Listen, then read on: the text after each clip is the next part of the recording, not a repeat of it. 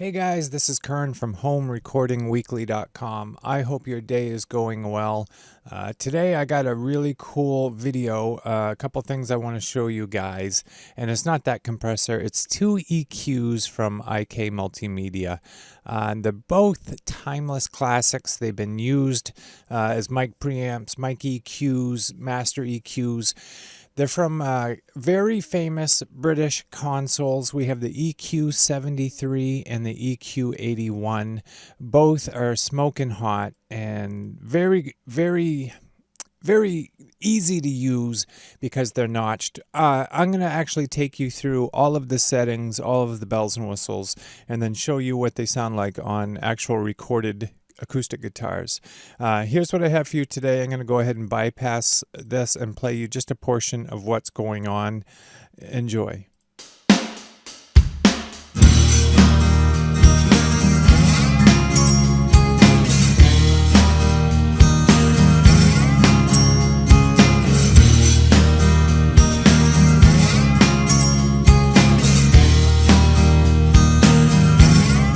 Alright, the tracks in question are going to sound, and let me put myself and this track here in solo and show you what I'm talking about. We're going to put EQs on this.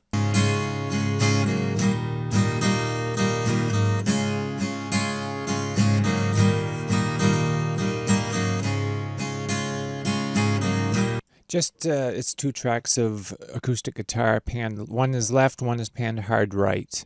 There is, just so you guys know, I put a very light compressor on there. It's 1.5 ratio, and it's barely doing anything. It just helps to get the guitars like sustainy and jangly, and I really, really like that sound. So why do I like these EQs so much? First of all, being from IK Multimedia and being in the T-Rax department, there's a lot you can do with all of these plugins. Just right off the top, over here you see LR and MS. This is huge, guys. You can have it in regular mono stereo, and that's what this is, left or right. Which means if this is on a stereo bus, your master bus, or any track, you can work on the left and the right independently, and then you can work on them both by pushing the equal. And that's cool. That's almost unique to a lot of plugins. However, what blows it out of the water is when you push the mid side, and this is your middle and your side. You can take, if you have a kick and a bass going in the center in mono, and you have stuff panned hard right and left on the side, this is where it shines. You can use their compressors and their EQs and their limiters only on the middle channel or on only the side. Or, of course, you push the equal and it's everything. How cool is that? It blows stuff out of the water. It's something that puts their plugins over the top. Add to that, you don't need a dongle, you don't need an iLock or anything like that.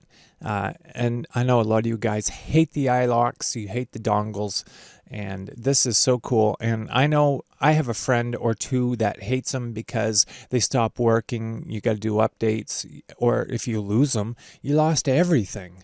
And these don't require any of that, and it's beautiful. You simply buy it and it's yours. These are going for about $100, $120 a piece right now, and that will fluctuate, but they're brand new, so that's the cost. But I'm going to show you why, if you want to get one of these, it's so worth it.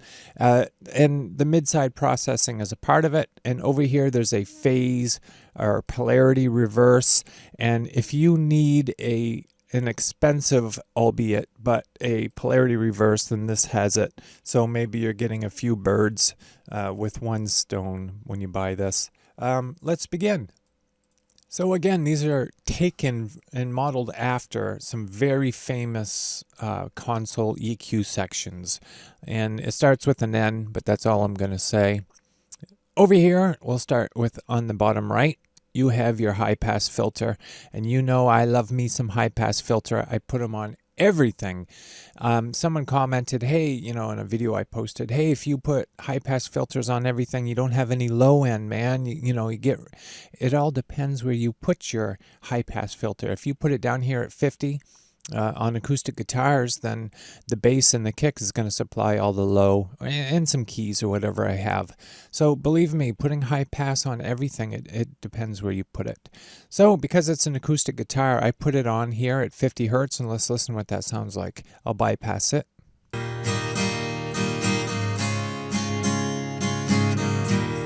can hear the mud right now. I'm sorry, you can hear the mud, like the low end right now, and when I kick it in, it just sounds better. Check it out. Actually, let me go ahead and put all these back to 0, and then we'll do it.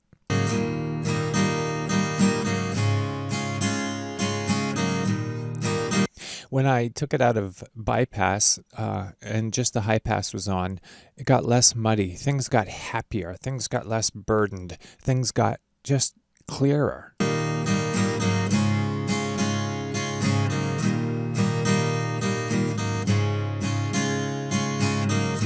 And that's the beauty of using high-pass filters. If you don't use them, start using them because I said so.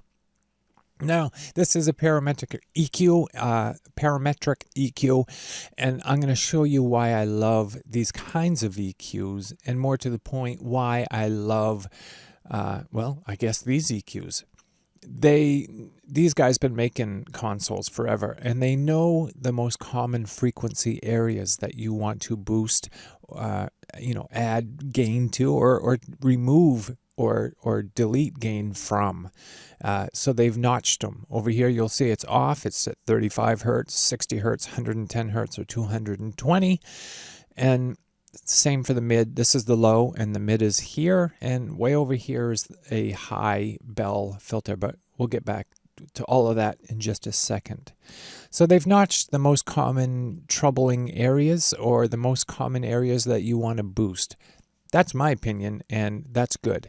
So a way to use this is if you have a track, and I'll use the classic example, a snare that has an annoying ring to it, a sustain that you don't want ringing and rattling in your track, then simply you can turn up the gain, and then you can sweep through the notches and find the frequency that's causing you pain, causing the ring, the rattle, and then you can turn it down once you find it. And it makes my job for mixing and mastering so easy to do it that way.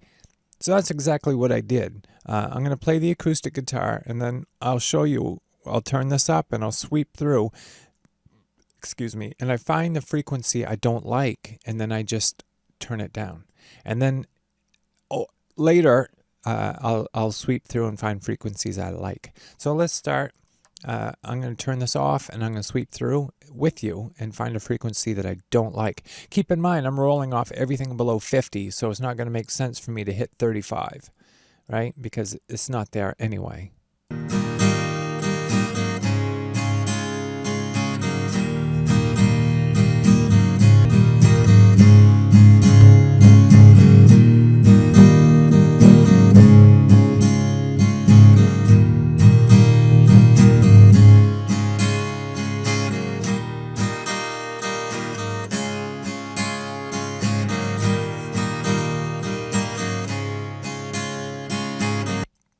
All right, 60 hertz was kind of close. I could hear a difference, but it's kind of close to, rolling off the 50. If I wanted, I'd just move this to 80 and it would be way efficient. But I went up to 110, and it's kind of an annoying frequency for acoustic guitars. So I cut a little bit out, and I'm going to move on here to the next one and see what we have. Let's listen to our guitars now.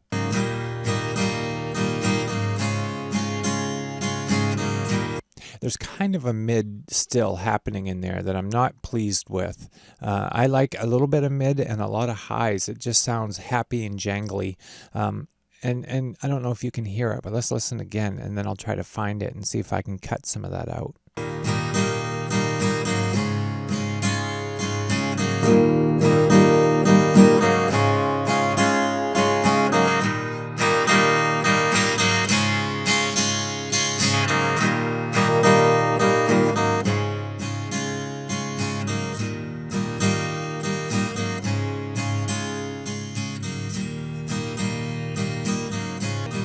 Well, at 0.7 kilohertz, it sounded kind of muddy, so I removed a little bit, and I think it's better, and I'm going to play it back.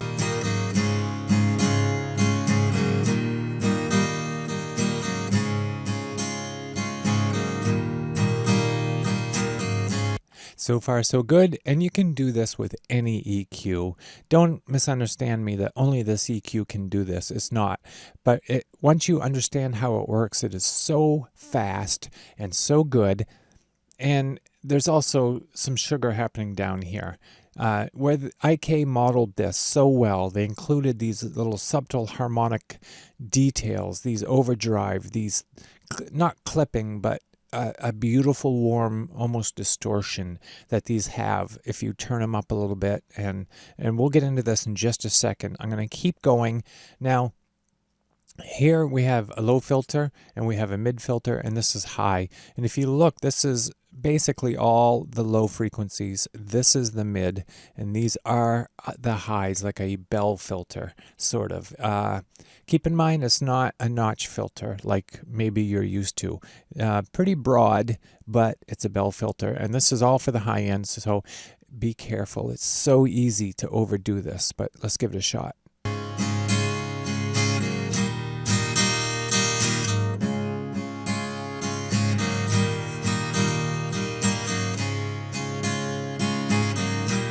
Okay, now where we did 2 cuts and 1 boost, most of the time, if I put this to 0, it's going to be a little bit quieter when we bring it in because we did 2 cuts in gain. So let's see.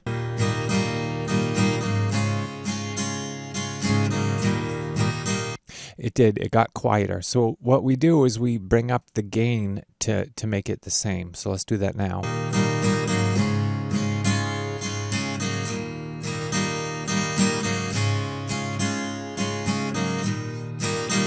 Beautiful. And that's what that is good for. Again, if we do some boosting and it's louder than the original signal, we can use this one to bring it down. However, a lot of times we just need to make a signal louder. And instead of going in and using other tools, we can just open this EQ and bring the gain up, and it's going to sound better because it's going through this. The harmonic detail, like I told you, is going to come out in your track, and it literally sounds better just opening these EQs on a track, as ridiculous as that sounds. I love them. So again, everything is right where it should be. I'm going to bring this up a little bit more and then bring this down a little bit more. Oh, it just sounds so good. Let's listen to that again.